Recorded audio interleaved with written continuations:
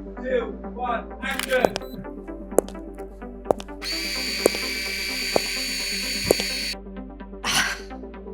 Hello and welcome to another episode of the Sinead Says podcast. This week we have Tara Gallagher on, also known as Tara G Fit. To be fair, like sometimes I have to research people's names because I'm like, I know you. Everyone's like, who's coming on? I'm like, Tara G Fit.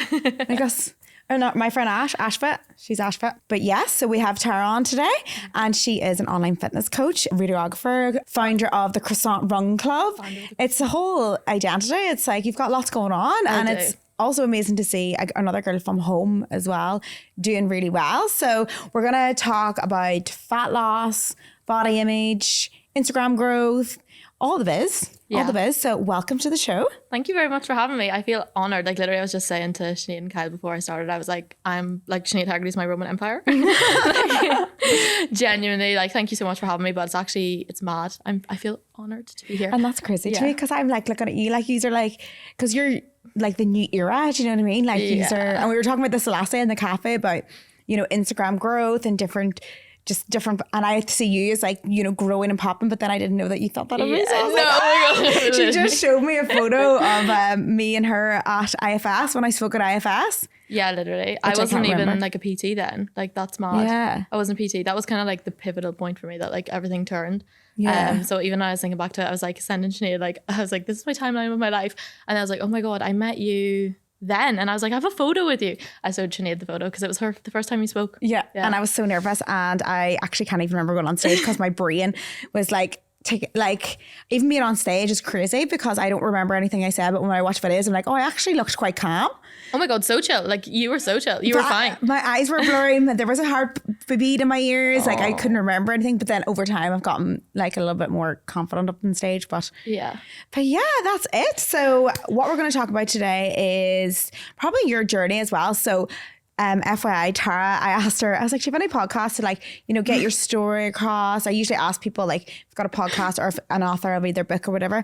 And she sent me like this whole like timeline of her entire life. I was born on this day. Written out. I was like, no, she is the opposite of me because I would just be like sending you a big long voice note. So it was very structured. So I didn't even really need to make notes for this because she has done it for me. So that's me. I was telling Sinead I'm a type A personality, I feel like. What type am I? You're just chill. You're like, the thing is it gets done regardless. Exactly. So it doesn't matter. It's just the type of person that I am. Like I'm like, oh, that will help Sinead.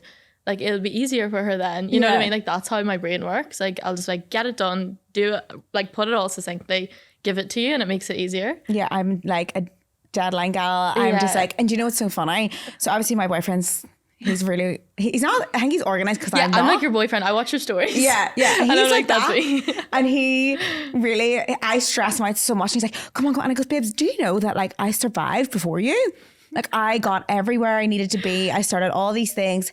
Everything is done, maybe not to the way that you like. And like, you know, booking things, like he books, like our holiday in November is booked and paid for the flights. I'm just like, it's crazy. But anyway, and then the other day I was like, you do know that your birthday was planned 2 days before and I took you on a whole all expenses 5-star luxury fucking retreat in Fiji and it was all done and you just showed up. Yeah, it doesn't surprise me. It gets done. And it gets done. That's the thing is like with you, it does always get done. So like there's no worries. Yeah. I was like, everything will get done, but that's just the type of person that I am. Yeah. I can't help it. Yeah. Well, I love that. So I didn't have to make notes. So this is great. Okay. So take us through your journey to where you are today. Because I know you started off as a radiographer and you studied that and then it's actually not that long ago, really. It's all transformed within the years. So tell us where it begins. Yeah. So I guess, well, I'm from like Fermanagh, not too far from where Sinead is from, but I went to went to uni in Belfast and then I studied radiography, finished radiography after 3 years and went to London. I worked there for like 4.5 years. The pandemic hit after my first year. So it was very much like in the depths. Like I worked in the major trauma centre, 24 hours in A&E. Mm-hmm. That was the hospital I worked in. So we were on shifts. It was just chaotic, to be honest. Like COVID was really, really intense. Obviously, like I was just graduated. I hadn't a clue what I was doing, never mind. Trying to navigate a pandemic. Anyone I had met, because I moved on my own. I have a long-term boyfriend as well. He's been with me for 9 years. He moved to New York. I moved to London. So it was very much like our whole lives were splitting. And then we stayed together throughout the whole thing. But it was just like I went by myself. There was no friends there. Any friends I then made, because I moved in August, by, March, March, everyone left and I was like on my own. So I was in a flat on my own in London. I was like, this is chaotic. But you know what was like the best thing that ever happened to me? I said that the other day. I was like, COVID actually transformed my life, because I wouldn't be here today if I actually, you know, didn't go through all that. So stayed with radiography, but there was always like that thing inside me. I think I've always grew up like being a sporty person. I was the person who was like football, like I used to row, I used to play netball, everything. I would have done it, like was out of classes just to do it. And it was always like calling me. I wanted to be a physio. I was like, I'll be a physio. But then kind of like my parents were like, you know, like you're going to be just walking people kind of around the hospital type vibe. Like it's not my parents' fault, but I was like, okay, like maybe it's not what I want to do then, because you're so impressionable. Like I hadn't a clue what to do. And then so for anyone who doesn't know what radiography is, it's basically diagnostic imaging, X-ray, CT, MRI, that type of stuff. And the reason I got into that then was because I actually have a small hole in my heart, which I only got diagnosed with whenever I was rowing, because I used to black out. Through the process of going through that, I did imaging and I was like, wow, this is really cool and it is really interesting. So that's kind of how I fell in there, and I kind of put the whole fitness thing to the side, like health or whatever.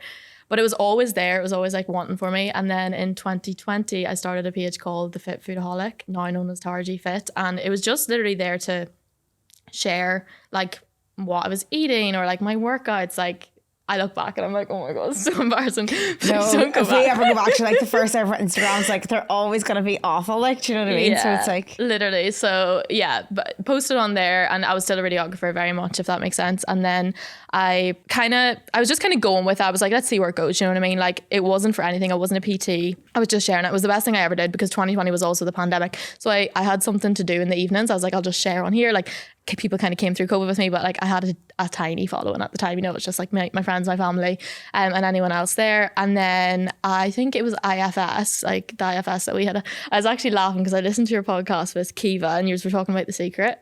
Yeah. You know, like I think my first experience with it all was kind of like lucky girl syndrome, in the sense of being like, I was like, what is this? Like, how is this? Like, how are people doing like what with what you're doing or whatever? I was like, there's something to it. Like, what does manifesting mean? So I think I read The Secret on holidays with my friend Janine, and she was like, what are you reading? And if you've read The Secret, like it's a bit of a weird book, you know, like, yeah, and like you have to just like you take it with a pinch of salt, but also like when someone hands you that book, right? And I got handed it way before Instagram even existed. So someone was like, this is Bible. And I was like, okay, this works. So I was like, okay. And I just went with it. So because I think I had seen like the likes of you talk about it and like other people, I was like, well, it does work clearly. Like look at them living their best life. So what would I have to lose? So I read it or like whenever we were sunbathing, and then it was taking too long to get through. And I was like, this needs to be quicker. So on the plane, the movies, you know, that they have The Secret on there, which is also so weird. Like, why was it on there as a movie? I was like, this is a sign from the universe.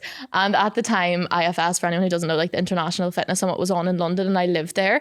And I had seen like people posting stories and stuff about it. And like I was obsessed with like James Smith and like Darren Cartel at the time. Like I was obsessed. I was like, oh my God, they're incredible. Like, cause I was so into it.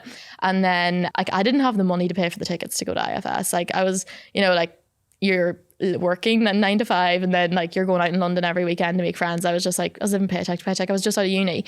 And then actually getting on the plane, I was like, I'd love to go to that event. And I kind of had said it to my boyfriend in passing. And then I got on the plane and I listened to The Secret and I was like, oh, like IFS. And then got off the plane and I literally, shit you not, turned off airplane mode, and Niall had sent me the ticket for the 2-day event. And I was like, no, I've goosebumps. Oh my God. I literally was like, that is mad. Like I was like a lovely surprise. Yeah. And like he didn't have loads of money at the time either, you know what I mean? Like it was the 2nd day ticket, I think, that was expensive for like business. I wasn't even a PT at the time. Like I just wanted to go to meet like you guys, and like I think Lucy Davis and everything was there, you know, like that. And I was like, oh my God. And it was there. And then I was like, it just showed me that it was possible. Do you know what I mean? Like I opened my like eyes to seeing people actually speak about like how you get from like the ground to where you are now, and like bigger than that. Like there was so many things. I think on day 2, like I have a story reel of it. Like I was crying, like I was so happy. But like people were talking about like 10K months and all that. I was like, what? Like I don't even have a PT cert. Like that was so far in my mind that like a PT could even do that or make that. But when I went to that event, it really changed it. And I was like, you know what, I'm gonna go like do my PT cert. You know, if I don't ever use it, what do I have to lose? So that's what I did. I studied part-time whenever I was full-time working. And then I was still sharing it all online under the Fit Foodaholic. And then friends, or like maybe some people had picked up on me, were like, oh, do you coach? And I was like, no, like I can't. And then what I did was I took on one of like my friends, kind of, that was my friend from school. And I was like, right, you do this with me. Like, I'll coach you. I'm still learning, like, you know, we'll see how it goes. So I started there and then brought her with me, and she was still with me a year later. And then I started it was called TGF Coaching. I started to share that I was offering coaching services. It was doing well. So then I was able to go part-time in radiography.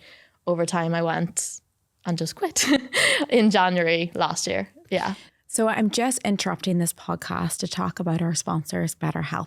So in this episode, we talk about body image, we talk about journaling, we talk about bringing awareness to things that are around body image. And body image is such a massive topic for our generation, and we've all struggled with it. But something that has helped me so much deal with my body image and help me be the person that I am today is therapy. And it has helped me throughout the years understand body image, understand my beliefs, where they came from, and how to really, really master my mindset in order to overcome my body image issues. So if you would like to try therapy, and if you're going through any of these issues, then you can try BetterHelp, and you can get 10% off your first month with betterhelp.com/Sinead. That is betterhelp.com/Sinead. So what was like the part of like starting and doing well? Like, what was the big change there? Like, was it the putting out the content? Was it your own transformation? No, not even, because I think, well, obviously I was always being consistent. Like, I think now people will look at my Instagram and be like, wow, like what, you know, it was like one video or whatever. Like, I have had that page since 2020. So that is 4 years ago. Whether I was posting the style of content I post now, no, I wasn't, like, but I was still there and still showing up. So I still had like the basis of a following, if that makes sense. And like, I was still used to creating content. But I think to be completely transparent, like, I had a full coaching business before my Instagram blew. So I was happy. Like, I was like, I've met my salary in radiography. I was like, I can do this now, you know, like, this is real life. And then I just had got clients from just sharing, like, I guess consistency of like, so you know powerful. what I mean? Like, that's People all it don't was. understand that. Yeah. And then obviously I had client transformations, or like I'm not a big user of like before and after photos for the style of coaching I do. I'm not against them, but like, there's so much context behind them. So I'm very much about like explaining like how people have came along or whatever it is. So I was just sharing that, and then that started to gradually grow. And then as my Instagram grew, and started to grow, it was only in March last year, I think I had 5,000 followers, and now I have 105. And I know, and as it grew, then my business, it definitely helped my business grow as well. Yeah. That was literally amazing. Like, when I was looking at her notes, and like, I'd met you as well on my protein launch, was it? No, when you were wearing my outfit. So I think, I used to wear your outfits. That. So I think I knew you from then. Yeah. And then that's how I kind of followed you. And then when you came over here, like, I just seen you grow and grow and grow and grow. And like, when I seen your page, or you told me there now that you were in 2023, you had 5,000 followers. And I was like, what? Yeah. I was like, so you've grown that much in 1 year. Like, that is amazing. Yeah. And, thank you know, for people trying to grow in the Instagram space, it can be very difficult now, because I feel like my time's very different from your time. Yeah. Because at my time, it was easier to grow because people were sharing a lot of stories in, and, you know, tagging and stuff like that. But then now it's harder to grow. It's harder to like get seen on the Explore page. Like, they don't have that as much. When I started, it was Explore page that people would find me. But you're kind of on this, like, but it's true. Consistency is key, literally. And that's what I would say with my Instagram was the difference. Like, obviously I was posting back then in 2020, but like, I was never consistent as I am now. Like, a day doesn't go past now that I probably won't post a video every single day. You know what I mean? Like, it's pure consistency now. There was consistency, but there was like gaps, and I didn't have it. Like, I didn't have the time. I was coaching literally on my lunch breaks and in the evenings. So it wasn't even my priority, to be totally honest. And that's the thing, is like, you have to ask yourself, is it a priority? Like, is it what you want or not? And at the time I was like, oh, I want that. But I'd be looking at it being like, how do I get that many followers? But I'm not posting. Like, if you're sitting there thinking like you're going to get anything if you're not posting, it's delusion. Like, because you can post one video, it goes viral, but those followers are not invested in you. Like, you have to show up, and that's why consistency is so important. Because like, I never expect anyone who comes on my page to buy from me straight away, or to want to get coached from me straight away. If you do, no offense, it's a red flag for me, because I'm like, you don't know me yet. You don't know my style of coaching. And that's the same way with like everything that anyone does. Like, you wouldn't get a PT now from just being like, oh, I seen this one on the explore page, I'm just gonna tap them, you know what I mean? Like it takes time. So even when you do show up, you have to be there then consistently. So I think we spend too much time worrying about like what to post, when to post, and like that there's too many people in a space. Like there's never too many people in the space, like ever. Do you know what? I love this story, right? I don't know if I've told it before, but I always say this, right? So people always think in terms of like PT. PT is such a good example because people are like, oh, it's so saturated. There's so many PTs. And you know, like you could say the same thing about podcast meditation, like the same thing in my era as well. Like, oh, I can't start that because someone else already does that. But there literally is room for everyone. And people don't buy products. Sometimes they buy people. And a good example of this is like when I went up Mount Batur in Bali, I wrote this article about it because it just makes so much sense. So we were going up Mount Batur, which is like you climb up this volcano, but you start at like 4 o'clock in the morning. It's pitch dark. It's a really hard hike. It's literally like scaling the wall and it's pitch dark and you have a guide and there's sometimes people going up past you, right?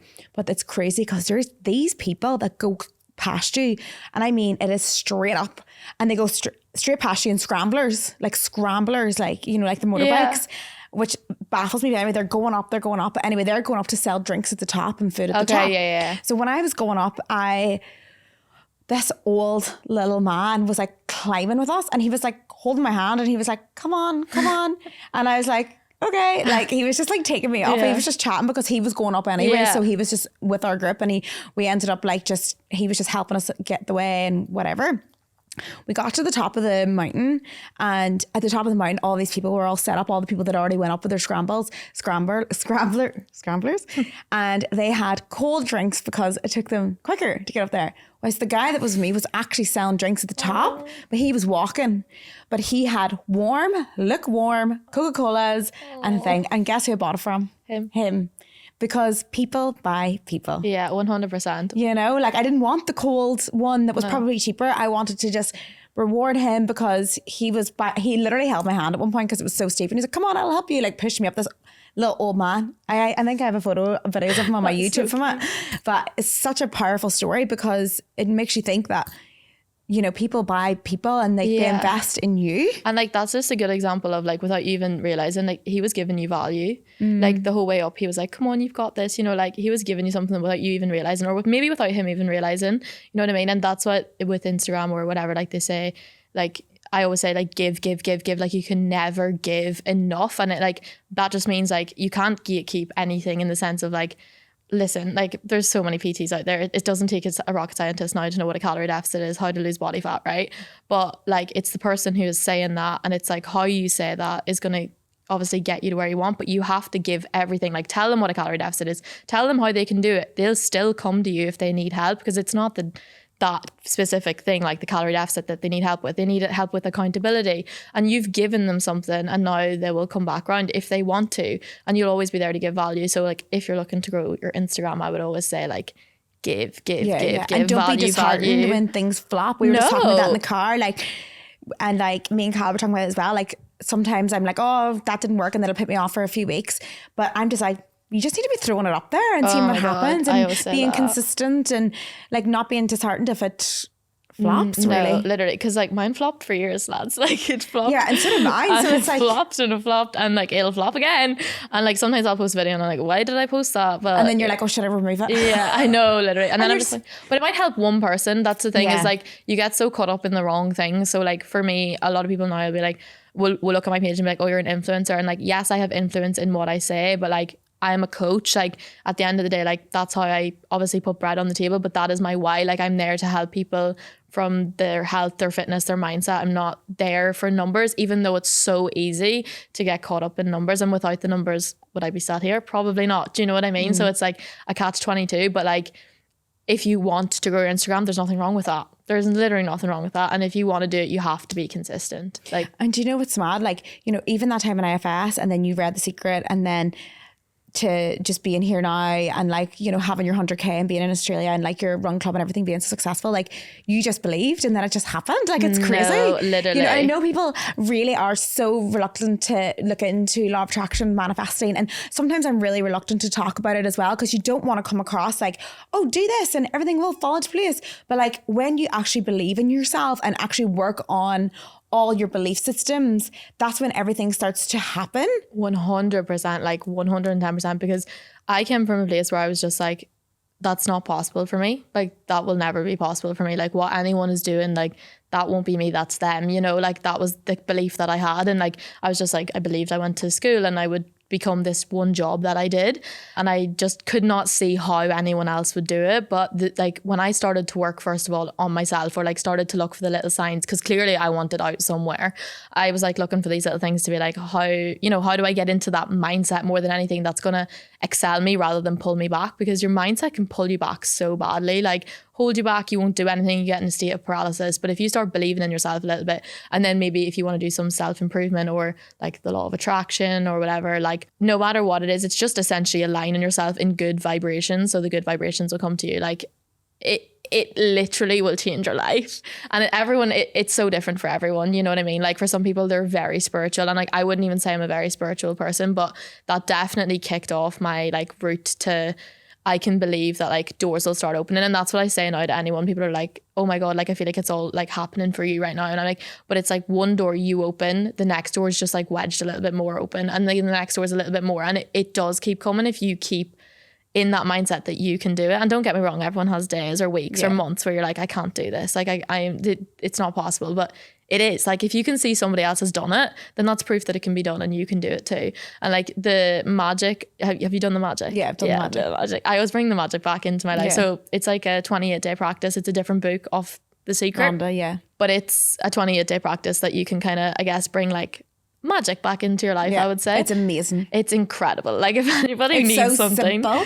So basically I incorporated that book into like the new course. Oh, so I did really? a whole section on abundance. So it literally goes through I that with love meditation instead of the reading bit.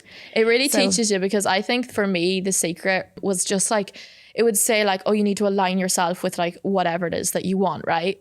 But you're like, how? Like, you're like, I'm aligned, and you're not aligned, you know? Like, and it's like, feel that feeling. You're like, how do I feel that feeling? If you're not somebody who maybe like meditates or is like understanding of what that means. Whereas the magic for me was like putting The Secret into action. So it's a really good place to start for people if they have like maybe started with The Secret, because it's practical. And that's what I am, is like, I'm a super practical person. Like I like to be doing all of the time. So for me, I was like, okay, I've got something to show up every day and do. And then the magic brings so much into your life. Like every day you're like, wow, this happened and this happened. And like even at IFS, I met my best friend now, Karen, who actually works for me now, at that event by tapping her on the shoulder at IFS and being like, do you want to go for coffee? And I never thought anything of that. And now like 4 years later, we live in Sydney together and work on a business together. Like, isn't that mad? It's just crazy. It can change your life. So use it. So belief, lots of belief. And it's like, free. That's what I always think. Like those things are free. Yeah. And just like taking time to be completely abundant in your life. Like it's crazy. Like even the tiniest little things, like every single day, I always, even when I'm buying my coffee, always think about the fact that I can afford my coffee, because I never used to be able to afford it when I first came here. I literally little said that things the like other day. bought a new sofa, being like, wow, as if I was able to buy stuff I didn't even have a living room before.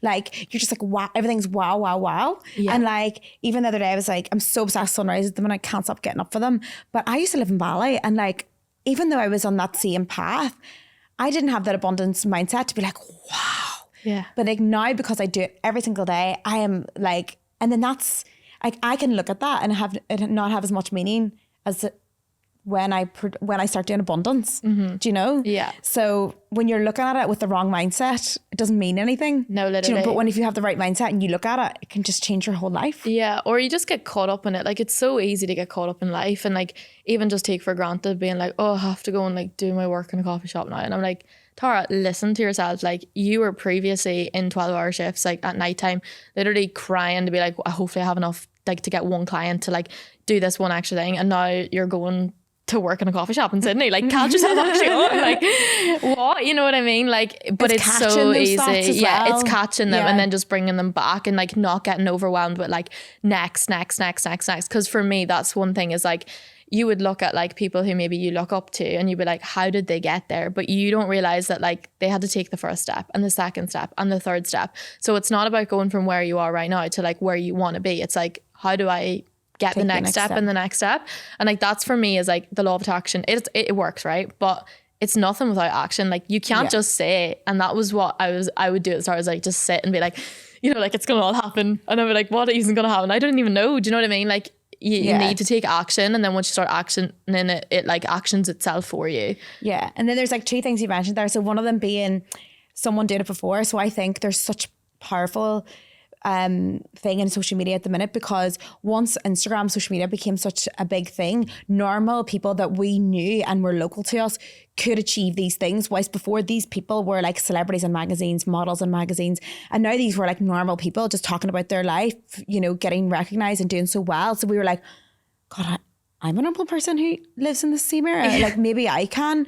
So like once you have that person, then you can be like, okay, if they can do it, I can do it. I just need their recipe. Yeah. And that's how you like produce yourself into this world. But it is basically like, it's so good, isn't it? Yeah, Whenever like so you have good. people to look up to, and like, so for me, like mine was like Siobhan, because she was like the first influencer for me. Yeah. And then you just look up and you're like, okay. And then when you went to IFS, you know, we had people like James Duran, and then I looked up to them and like, okay, he's got his things. Why couldn't I do my things? And then you think you can do it. And like even their books, reading their books and everything can really, really help you push into this new mindset. So instead of looking at people and comparing yourself and thinking, you know, acting with, you know, who do they think they are? I mean, we get that a lot in Ireland. Like, who do they think they are? When instead it could be like, why can't I do that? Yeah. And people always forget the amazingness of social media and women being able to take control.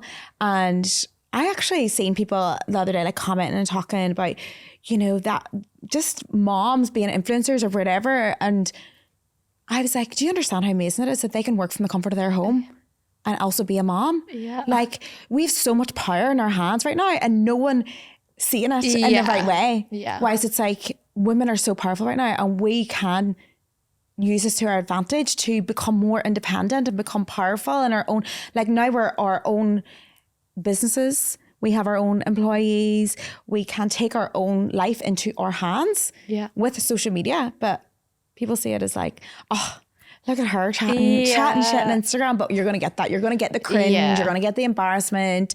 But trust me, just go through it. It's fine. Also, if you move country, you don't have to deal with it. Literally, oh my God. It's the best thing ever, It's the best thing ever. Because I moved like from London to home to like basically, because I quit my job and went in with the coach, and I was like, this will also go hand in hand with going home for a bit, because I was moving here.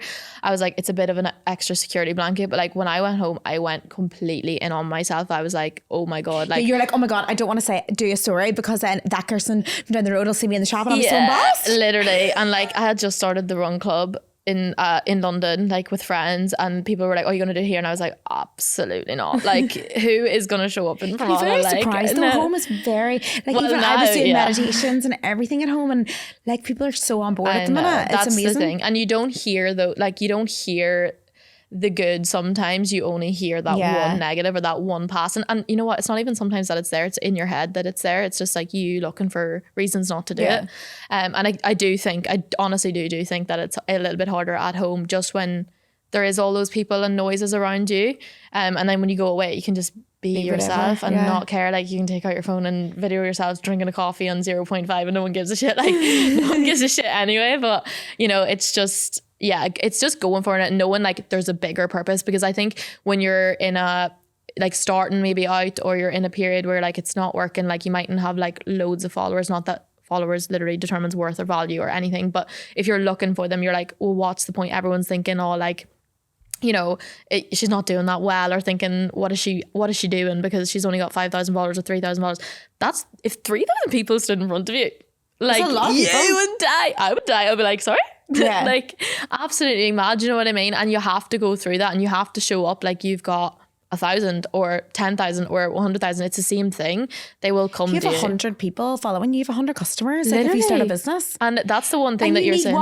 If you have 5 customers, you know what I mean? People forget that the power is in you and what you provide, and not how many followers that you have. No, literally not at all. Because that was the thing. People would like, oh my God, like it's the following that has like made this like successful. And I was like, no, like that's why I said don't get it wrong, because I did have a business before I had the following, and then the following came. So it's possible. Like I used to think like I won't have a full book until I have 10,000 followers. That's not true. That's absolutely not true. Like I had a full coaching business before and I only had 3,000 followers. Majority of, well, not majority, which I don't have that big of a family, but like a lot of who were invested was my friends and family. Do you know what I mean? Yeah. Like it's so possible. So don't let any of that hold you back. And like that doesn't determine anything. Like especially you get 10K, it's exciting because you're like, woo, 10K. And then after that, like it wears off. Do you know what I mean? Yeah. Like, which is mad because all you ever wanted in your life was to like post and get to that point whenever you are posting, because it is just like a metric of being like, okay, you're doing a good job. You're showing up. You're consistent. You know what I mean? That's what it is really, more than it is that it means any value in you having the numbers there. But it's just if you want to do it and it's something that's on your mind, there's no shame on it. Why would you not? You know what I mean? Yeah. Like, and like you said, in however many years, like now I can hopefully in a few years time have a baby and work from home. How insane is that? You know what I mean? So Like, good. whereas I would have never thought that was an opportunity for me. Yeah. So cross the cringe. yeah, That's cross the the cringe. cringe. It's fine. Yeah. Deal with it. But the next thing I want to talk about was because I feel like you're a bit of an expert of experience, and I feel like everyone that comes on here always has a passion, and I feel like you're an expert of your own experience. So like you're focusing at the minute because you're on a fat loss stage, am I right? So Yeah. am I right Yeah. now. And do you know what's so strange actually? Because this is the first time I've done like in a very, very long time, done like a cut and like actually challenged myself for a little bit. And it's, I actually find it really difficult to tell people on my Instagram because I don't want to trigger anyone. Yeah. And I feel like that is something that is in our universe. Like I don't want to be like, because I'm actually really, really happy with myself, but I'm doing a 4-week cut because I've actually gained so much muscle in my training. My coach was like, why don't we cut back and see what's in there? And I was like, okay, that's fine. But then I didn't want to trigger anyone into thinking like their bodies, you know, but also I wanted to challenge myself. And like, how do you feel about that in triggering people? Do you think like, because it can be difficult to talk about fat loss, but I feel like you do it so well. Yeah. Like helping people that way. Yeah, so I'm a fat loss coach and I have no problem saying that. I could not have said the word fat loss this time last year, like repeatedly Really? at all. Because like Sinead said, like there's so much online. First of all, like you can trigger people. Everyone has different history, etc., etc. And then also like maybe past versions of yourself wasn't able to handle it as well, or you were cutting too, you know, strictly. And like, listen, there's nothing wrong with doing cuts. There's nothing wrong with building muscle. There's nothing wrong with fat loss. There's nothing wrong with it. For a lot of people, it's genuinely going to improve their lives. But like, it's your body, Sinead. You have full body autonomy. You're happy and accepting of what your body is and you want to change it. What's wrong with that? You know what I mean? It's like, give you the power back rather than putting the power in somebody else's hands. Because I think that we're all like, oh my God, fat loss is so bad. It's in such a negative light. But like, there's 1,000 lights and some of them are negative, but like not all of them are. And as I said, for a lot of people, it's actually a really healthy thing for them to go through, or they just want to do it. Obviously, if it's coming from a very negative, you know, why, then that's not positive at all. And like, if I had a client who came with me with a negative why, I would be like, we need to work on that before we put you in fat loss. But I think I bridged the gap in making it like just normal. Like, I'm not a physique coach. I'm not going to put you onto a stage. I want you to like buy your first bikini, you know, and wear it on the beach and feel like I can do that, right? Like, for me, it's not about like how your body looks in a certain size or getting it anywhere. It's about what you're comfortable with and what you want to achieve. And there's nothing wrong with that along the way. The reason I couldn't say it like a year ago was because I went through like the fat loss phases myself, right? A few years ago, I had a coach myself and we did a fat loss phase. I was over exercising, under eating, and I lost my period. So for anyone who doesn't know what that is, it's hypothalamic amenorrhea. So it's called HA. You'll see that online, where you lose your period, having previously had your period regularly, due to the two things, over exercising and under fueling. Now, I knew I was obviously on a cut, but I didn't know the extremes to which I had actually put my body through. So I was, for anyone, like I was playing football multiple times a week. I was doing like 12-hour shifts. I was doing night shifts. I was walking like 30,000 steps a day. I cycled everywhere in London. And on top of that, I was doing like gym sessions with progressive overload. My calories weren't even like that low, to be honest. In relative terms, if I said it out loud now, you'd be like, whoa, okay. I won't say it because I don't want anyone to get attached to numbers. But if you heard the number, you'd be like, oh yeah, fine. But it was just too much and I lost my period. And when I actually read into what that meant for me, I was like, oh my God, like this is not healthy. Like the reason I did this was like to be healthy and like I wanted to be strong and lean, and like that's what it meant for me. It wasn't to be essentially the smallest version of myself. Obviously you have attachments to think like the smallest version is the best version. That's not the truth at all. And for some women, their bodies just genuinely don't like being that lean, obviously because we are female, we have reproductive organs, whether we want to have a child or bear a child or not, or whether we get that chance in life or not. the organs are there to do that, and you have a period for a reason. So once that's gone away, it's like your monthly report card. Like you should be like, where is it gone? Now I'm not touching into any of the other reasons like endometriosis or PCOS. I'm just specifically talking about this through dieting. I was like, it's not okay. So basically, if you have HA, there's a lot of health implications, but also it is experienced with low bone mineral density. So you would have like a 24, I think it was 21 at the time, had the same bone mineral density as like I think it was like a 67 or 80-year-old. And I was like, what? Because I was a radiographer. Like I was in hip surgeries all the time, seeing women come in, fall, break their hip. A lot of the time, unfortunately, we're too unwell to go through the surgery. And like, it wasn't a good outcome. I was like, I can't believe that I have the bone density at that age. And me thinking I was healthy, like this is so unhealthy. And I think I said at the time to my coach, and he said something like, are you pregnant? And I was like, no, I'm not pregnant. I know I'm definitely not. And he kind of just brushed it off. And I was like, now I'm like, like what? Like, why would you do that? You know what I mean? Like if somebody told me that, I'd be like, that's no, like, you know, get your bloods done. It can be for a variety of reasons. It can just be too much stress on your body, whatever. That really tarnished my relationship, I guess, with fat loss. And like I had to go and then regain not just the weight I had put back on, more weight on top of that. I had to reduce my exercise load a lot. I actually gave up Gaelic football at that point because I couldn't keep it all going. And I was like, this is not healthy. Like this isn't what I thought it was. Like it's so toxic.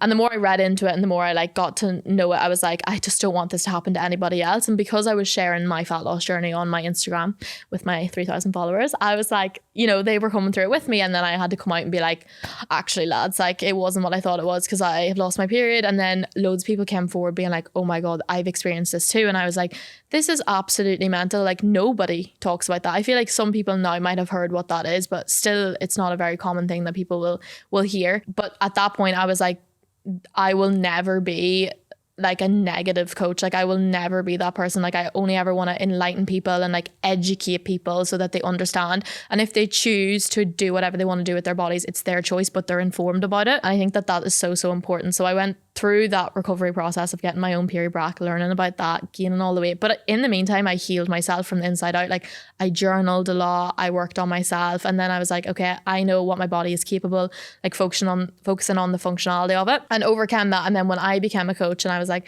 okay, I can do fat loss and everything now, I was like, how do I want to approach it and what does it mean to me? So for me now, like I want people like who are just living their lives, like who want to maybe go for a little drink at the weekend, or maybe people who are drinking a lot and want to cut it down a little bit and like find the balance in their lives. And I'll take what your life looks like and be like, right, how do we put this in here? Because you might want to lose body fat, but for a lot of people, what that will mean is like Monday through Thursday on it, low calories, not doing that on the weekends, you know, going out being like, fuck it, dance stars on Monday. And then that cycle repeats, and it's getting them out of that cycle that I'm there for, or, you know, like overcoming their mindset of that all or nothing.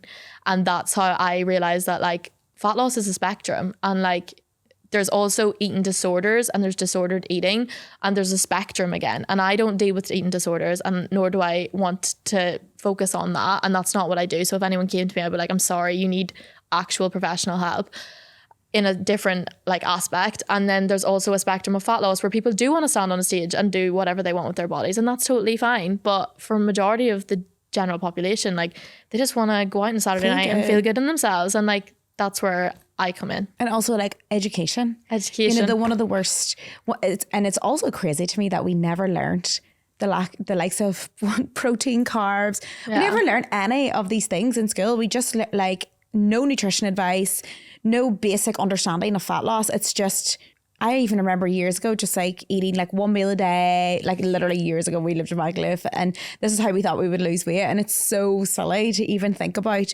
And I'm like, the only way that I hate, because I went through my own eating issues, and you know what's crazy? Our whole generation went through some sort of eating disordered eating at one point in their life. But why? Because no education. Yeah. So now there's loads of education, which is really good. Like you've got people like you out there talking about, you know, calorie deficit, eating your protein, and you know, whilst years ago, like we just thought that you had to just eat 1,200 calories and no carbs before marbs. Like our education was ridiculous, and that really started my issues with eating and just trying to be so like the supermodels and trying to be skinny. And it's crazy because I was so small. Yeah. Like it's crazy.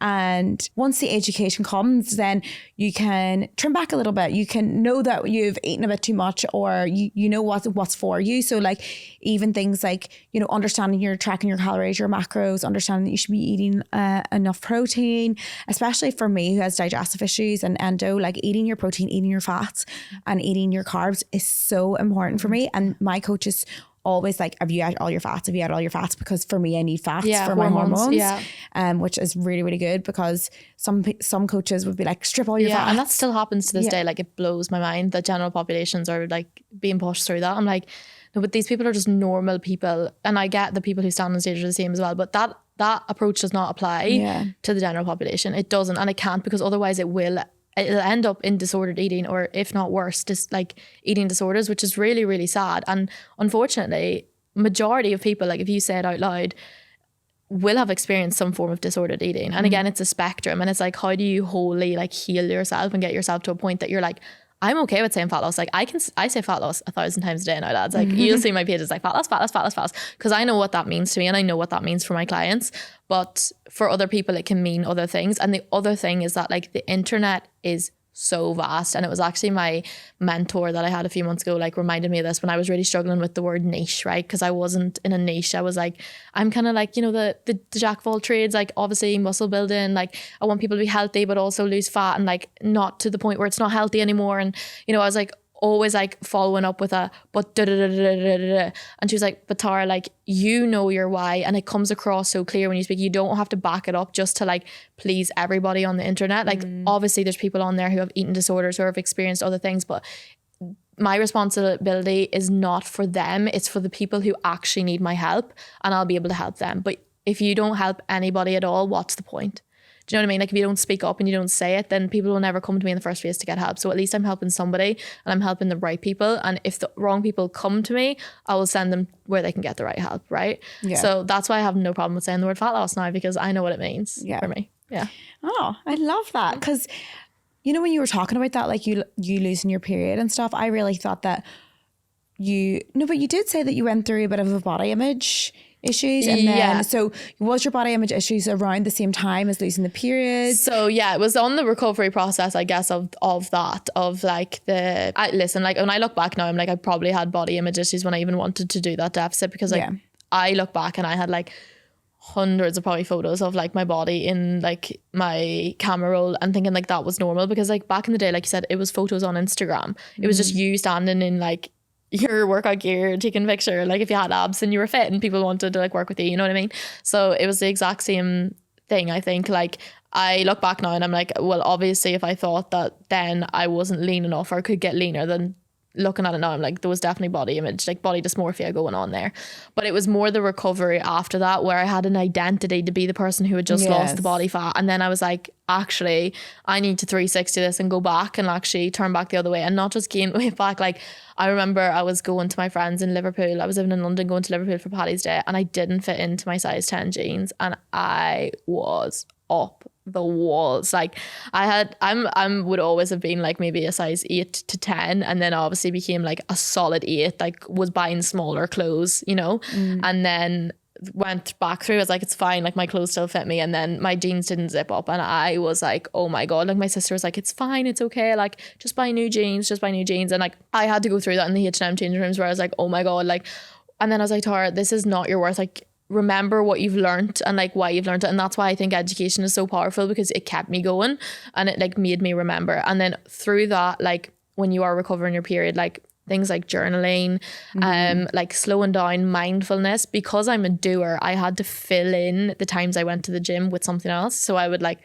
try meditation, or, you know, like use that as journaling time or whatever, because I find it really hard to go from being like a 5-day-a-week gym goer to a 2-day-a-week just to maintain my health. Do you know what I mean? So my body image at that time definitely suffered, but also repaired at the same time. So I feel like I picked out a cobweb, was like, that's in there, and let's work on that now as we get to here, because I knew in the overall arching of the situation, like I wanted to be really healthy, and I always wanted that somebody would ever come on my page or see that and be like, she is healthy, you know what I mean? And like she can help me with that. Yeah. And I think back in like when I began Instagram, body image, I think issues were at an all-time high because we were looking up to the likes of Paige Hathaway. Like she was my background. You know, those were the people we were looking up to, like people who were so super lean, but also like were working day in and day out and watching every single thing they put in their mouth. Like that was their job. That was their full-time job. Whilst we were looking up to that, like I feel like lots have changed in the coming years. Like my generation definitely went through their own body image issues because of the people that were in the media.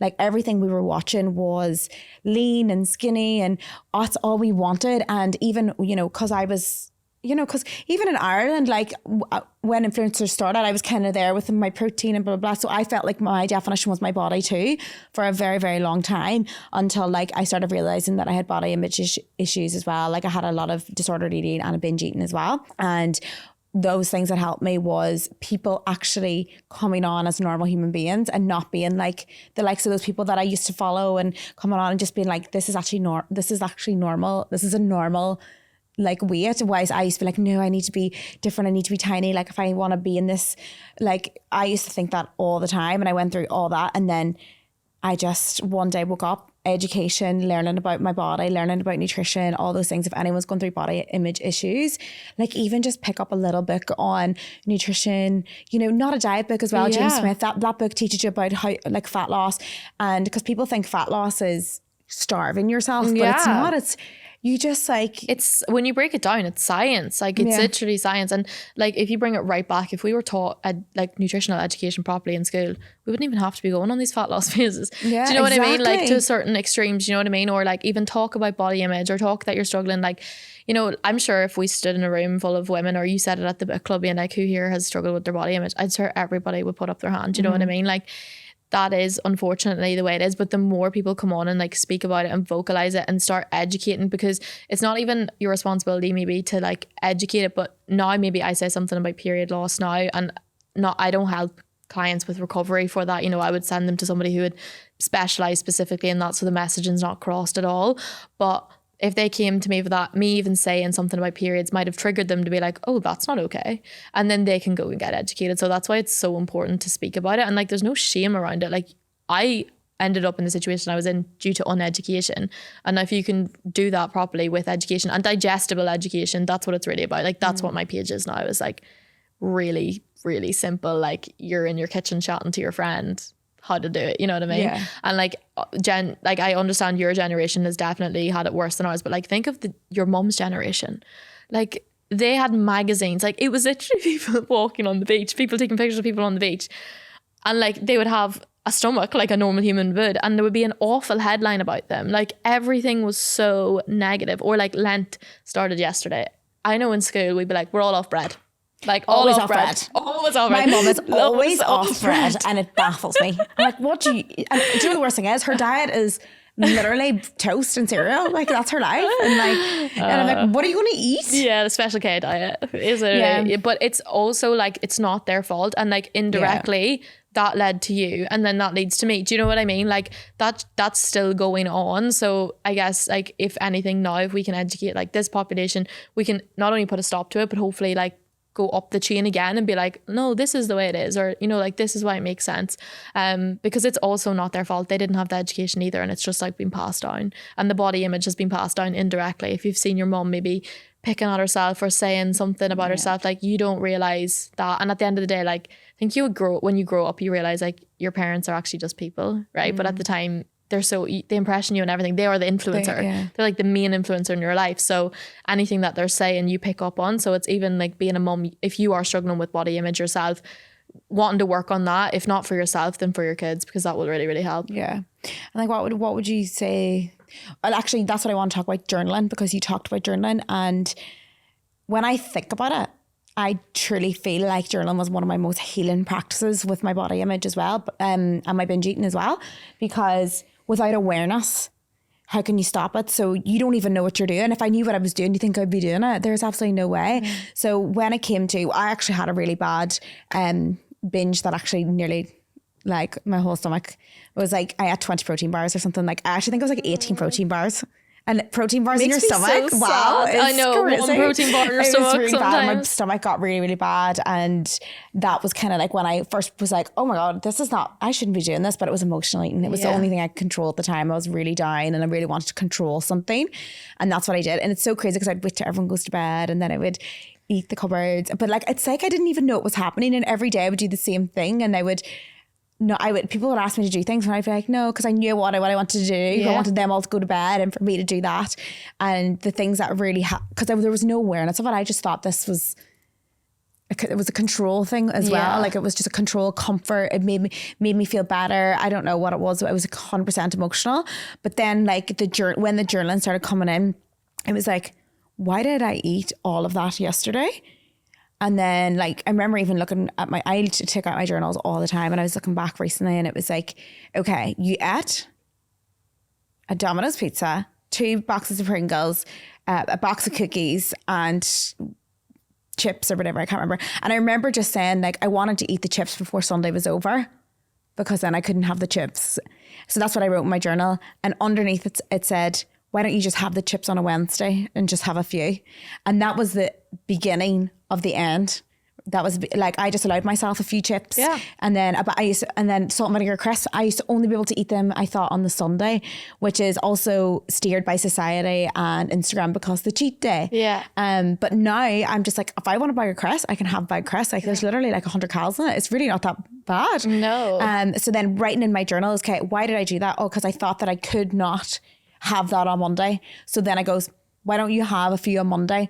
And I actually feel like that was probably the last day I ever binged. Yeah, it's Like mad, I remember isn't because it? it was like a whole epiphany of, wow, I just really ate all that because I thought I couldn't eat it Yeah. the next day when in fact I was just like starving myself, really. Yeah. So that was the beginning of the end. So journaling is, how would you explain your journaling process? Like Yeah. in that healing process? So it's the exact same thing I would say. Is like, it's bringing awareness to it. So like, even in fat loss, like you have unconditional permission to eat. You're just choosing to have a slight form of restriction to lose body fat, right? But it's, again, putting all of the autonomy in you. Like at the end of the day, if you want to eat more and go over that, it's still your unconditional permission to eat. So you can eat it on a Wednesday, on a Monday, on a Saturday, on a Tuesday.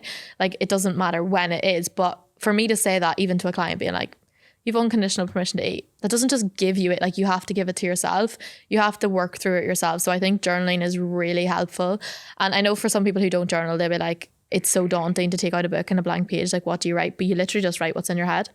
Like just take it out of your head and put it onto the paper and you can read it back and you can be like, does that even make sense? And then you can then pick it apart or just say like, it flat out doesn't make sense. And then you're like, okay, I can do something with that now. Whereas sometimes when it's in your head and there's 1,000 thoughts racing, it's so hard to do that.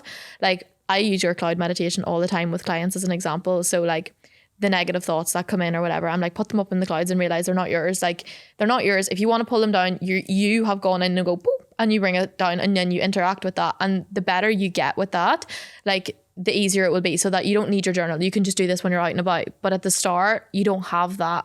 You need to take it all out in your head and just maybe put it onto the paper, get it out there and like ask yourself the questions. Just write down what you did and see what it was that helped, like that happened, or what was it a trigger? Like you said, emotional eating.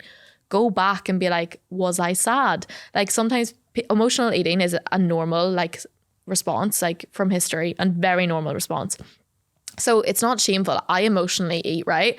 But it's like, is that going to serve you in the long run? Or is it like chronically happening all of the time, right? So if something comes up and you know that you're about to emotionally eat, and you can just bring the awareness to be like, I'm about to do it, and put a blocker in there and just say, am I hungry or am I about to emotionally eat? And sometimes you'll be like, I'm hungry. Okay, go ahead, eat. Or I'm emotional. Okay, maybe you could need to have like another direction off that, being like, well, what was my practice I said I was going to do that would maybe, distract me? So like if you're at home, for example, I have a colouring book. Like I'll colour for 5 minutes. It takes your mind off it. It's the same with like boredom eating. People get that mixed up, but it's just sometimes like having something else in there, bringing the awareness to it and then being like, I'll redirect it elsewhere.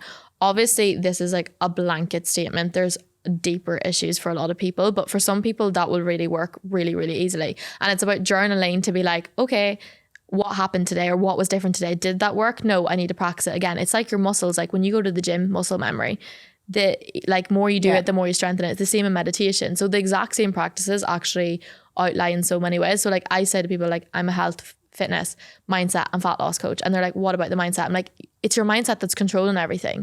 You know what I mean? It's what's going on up here that's controlling it. It's not my fitness pal, it's you. It's up here. And sometimes it's not even the day to day, it's like all the thoughts that are in your head. So for me, journaling in that sense really helped me. It also really helped me like focus on the functionality of my body. So like what your body does for you on a day to day, like I'm sitting here able to speak to you, you know, or like my hands are able to move and express how I feel, or my thumbs can type a message to my parents, like the smallest little things, and realize that like your body is so much more than it looks. And like, if you ever think about somebody, do you ever like look at your friends and be like, I love them because they're a size 8? Or I love them because they're wearing that? Absolutely not. Like you don't care. And it's the exact same thing. So if you can bring awareness to that, even in your journal, and just bring these thoughts through, because they won't just come to you, you'll be all consumed by it. So I think what journaling does is, like you said, bring awareness. But what I think you need to do is just take all of that rummaging around in your head and put it on the paper, and then you can start to work through with it. And then it gets easier, and then you start to enjoy it. You're like, I can't wait to write down like why I love my body, because I think like that's where self-love or body positivity comes in, and you're like, to the point where it can be like toxic on you and you don't feel it. And that's the thing, is like, if you don't genuinely feel it, it's very hard. It's like the law of attraction if you don't feel it. But if you can do it enough that it's comfortable for you in a way that's comfortable for you, rather than standing in the mirror and saying, I love myself, then it will work for you and you'll start to appreciate it. You know what I mean? It's just finding what works for you. And it's like finding your little, like we do this in meditation as well, like, because everyone's really different. So you can't be like, take them through their body and, you know, say, I love this part about my body. So everyone has their own things that they like, but they don't focus on it because they only see the negative. So there's little things like, you know, do you have real hair? Yeah. So I don't, like, I've got a wee bit of hair extensions. My hair's really thin and I have hair that falls out, but you probably don't sit and go, I'm really grateful for my long hair, but you're in a practice. But if you're not in that practice, there's other people with like thinner hair. So like I would tell them, okay, and I'd put that, and then we're going to try and make your own personalized meditation. So every day in your journal, like a good example would be saying something that your body can do or something you like about yourself every single day, different for like a certain amount of days. Let's just say you do 28 to 30 days, right? And you every day be like, okay. But you have to find it. So you could say like, my eyelashes, so random, the color of my eyes, like my lips, you know, my ears, like little things like that. Like the fact I was able to actually stand up in the morning and have energy, having energy. You know, there's people that don't have enough energy, but we're so lucky. So every single day, writing one thing different from the day before that rather your body does or that you like about yourself. But you have to find it. Yeah. And the thing is like, if people like get overwhelmed and like, I can't do that, like I don't like anything, but even take it out, like it's not that you have to like it, it's like, what does your body do for you? Just the functionality, like my feet walk on the ground, perfect, amazing, there you did it. And like it'll get easier and the practice will get more comfortable and you'll start to understand the why behind it, because now that we do it or we've done it, we like completely understand the benefit of it. But if you just say that to somebody, like, that's not going to work, it does work.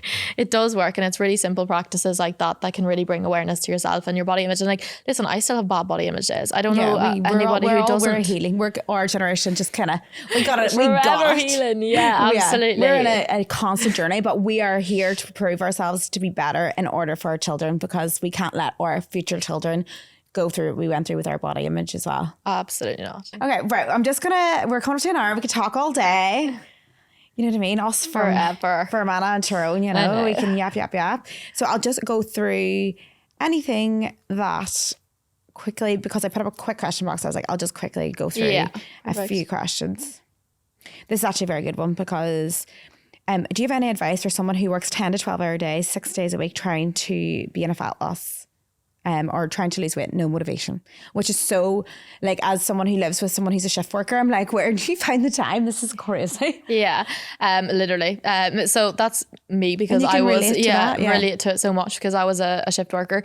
But what I would say is, like, first of all, like, you have your goals and your values in life, right? So you need to align that all together, and you need to sit down and be like, what is it that I actually want? Like, do I want to achieve fat loss? Okay, and then look at your schedule and break it down. Sometimes life is too busy to be in a fat loss phase, and people won't tell you that, but genuinely can be. Like, coming up to Christmas, sometimes your social life is too chaotic. It's not a service to you to do that, right? Or for example, maybe you're in a really busy period and it's not usually this busy. It might just be that you're not in the right time to do that. But if you are in the right time and you just have a genuinely really busy work schedule, sit down and like type A personality. You need to adopt a type A personality if you don't already have one and you're a shift worker, because it's looking at that thinking like, oh my God, adding something in here is going to be awful. It's too much. But it actually will enhance your life. So the things that you're doing, whether that be like 1 hour of meal prep, will buy you back an hour every single other evening. So if you do 1 hour meal prep on a Sunday, you've bought back 6 other hours in your week. You know, like on the day you're like, I don't want to do it, but it's going to help you. So you need to schedule that in and be like, I'm going to get it done. Or you could go down the likes of like maybe a meal prep service. That's not always possible for everyone due to like financial situation. If it's not, then do it yourself. Okay. And make it fun. Yeah, make it fun. I always play like YouTubes, like music. Yeah, make it fun and like know what you're going to make, and that makes it so much easier. And then the other thing is with your workout. So this is what I was explaining. I actually did a free, if she messages me, I did a full free shift worker workshop the other day on Zoom, and I explained all this. So if you want it, just send it to me and I'll send you the link.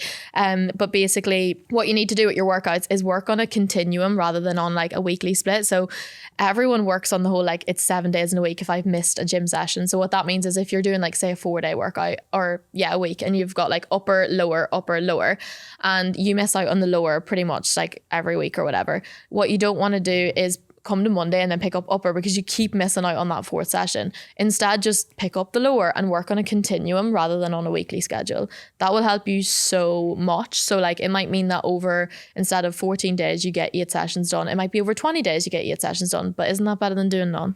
That's what my coach does. At the very end, she was like, these are all the ones that you missed. So you just got to do those before we start our new plan. I'm like, thanks, Liv. Yeah, so just plan, prepare. There's nothing more than that. And I think people think that these things take energy from you, but they don't. They're actually energy givers. So I always say like after a bad shift or after a shift like that was emotional or whatever and you can't be bothered and you're maybe just wrecked, like you go to the gym and it's like a handshake. You give over your bad energy and take over the good and it comes out and you feel better. Yeah. So you're never ever going to regret it. I always feel like that as well. Like you really don't want to go somewhere, you don't want to do something, and then when you do it, you're like, oh, thank God. Yeah. I did that. Yeah.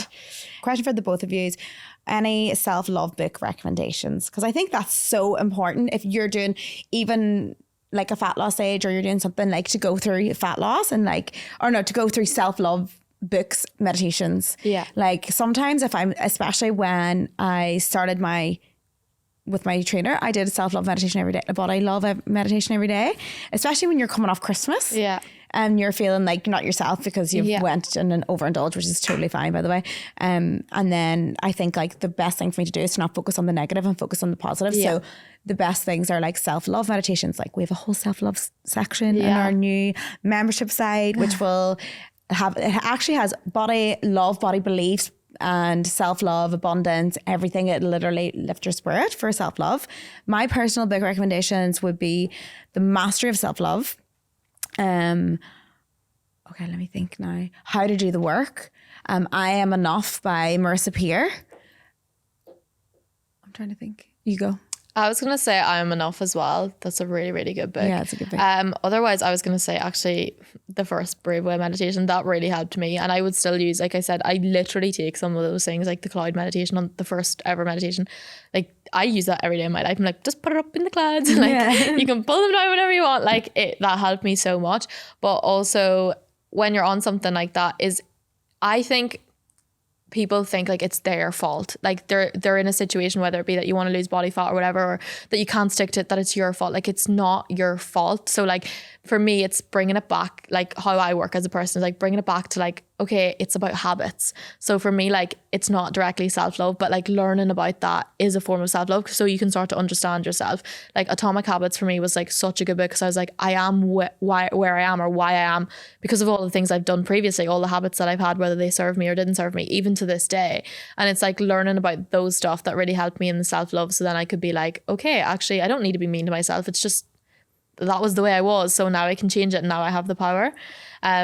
I think those things really helped me as a person, but yeah. And like what you said about beliefs and habits as well is so important because when you realize that you feel a certain way because of the beliefs that you have, you realize that you were always born enough, and sometimes society makes us feel a certain way. But once you bring awareness to that, you can be like, okay, society makes me feel like I need to wear makeup.